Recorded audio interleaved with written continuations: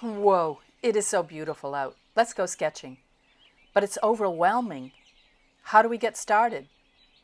I have some ideas. Grab your sketch bag, follow me. Now we're outside, we're ready to paint plein air. You have all your equipment and you have a general idea where you are, but oh my gosh, there is so much out here. Where do we start? How do we choose what we want to paint?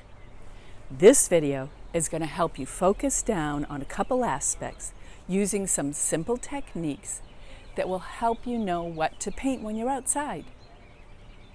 I'm Terry Lynn, Traveling Artista.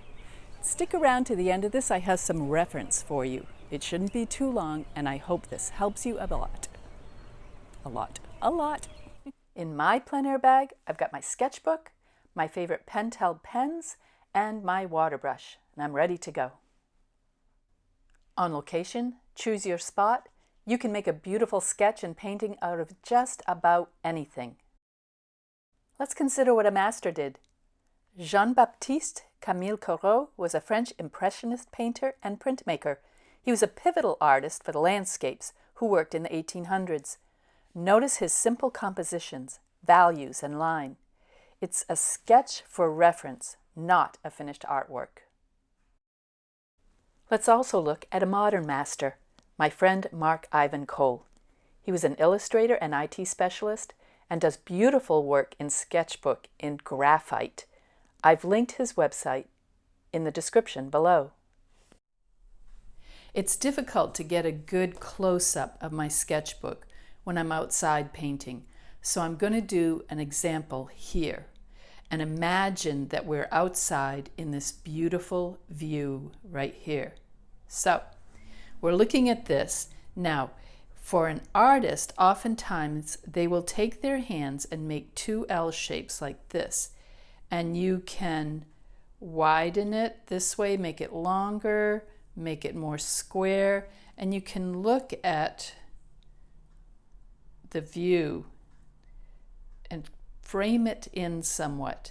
You can bring it down, you can make it longer, you can make it very small, all sorts of ideas.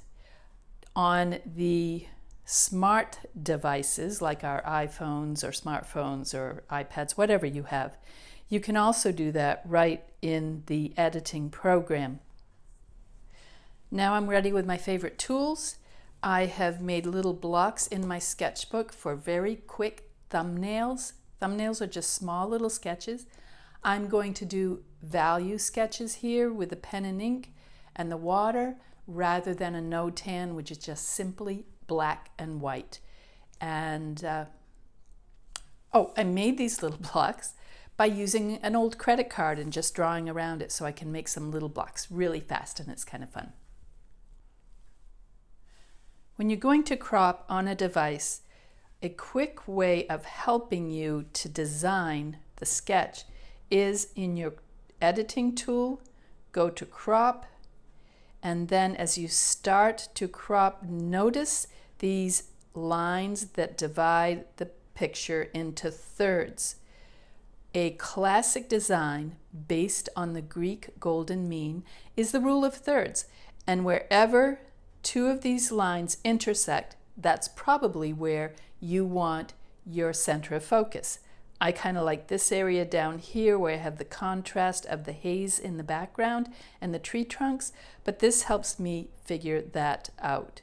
Then we can transfer it quickly over to our paper. Let's just divide it into thirds, 2, 3, really quickly. And it's almost like a little grid to start with too. In my mind now, I do this without writing it down. It's already in my mind after years of training. But now I know that my trees are basically going to be in this area. Interesting design, kind of. My background is going to be at about that third. That's that horizon line back there with the haze. And then the other trees kind of fall in here.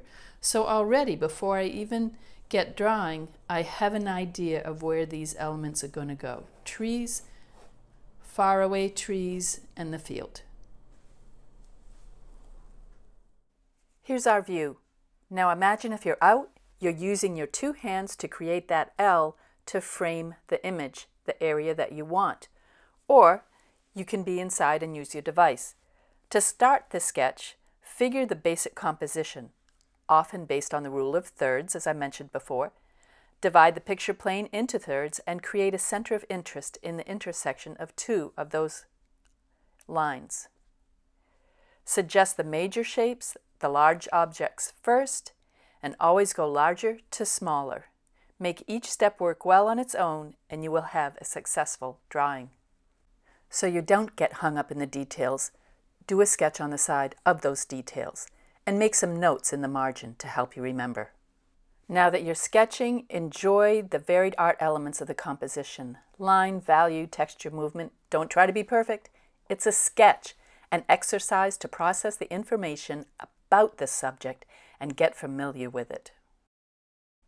Next, let's focus on another area and do another sketch.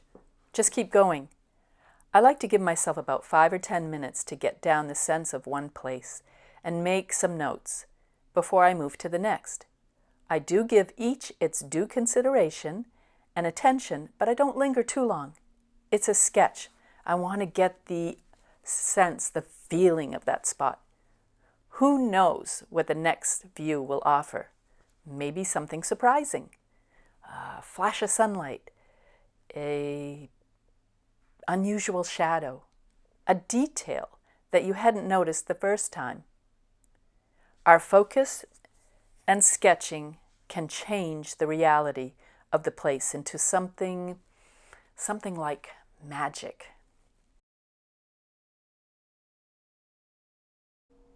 Keep sketching. Once you have a variety, you have a good amount that you can choose from for whatever inspires you at that moment to paint from. It's a great way to go. What's next? Get out as often as you can and do some plein air sketching. Your artwork will go by leaps and bounds. You'll grow. Maybe not on a day like today, but you can always draw from life inside. Drawing from life is much better than drawing from a photo. You don't get hung up on details. Your feeling about the place, the emotion infuses your artwork, and it makes it so much better. Please subscribe. Remember, click below, check that out, so you can catch the next instructional video. I've taught over 40 years, all levels, all ages. There's got to be something in there for you. Also, what I promised earlier, below in the description are links to the websites, well, not the website, but information on Jean-Baptiste Camille Corot, the great French artist, and to the blog of my friend Marc-Ivan Cole. Great artist, beautiful paintings, and he teaches as well. Now, I also promised something a little special, is the link to a very good book about landscape painting by Peter Cronin. Check it out. If you have any questions, just let me know.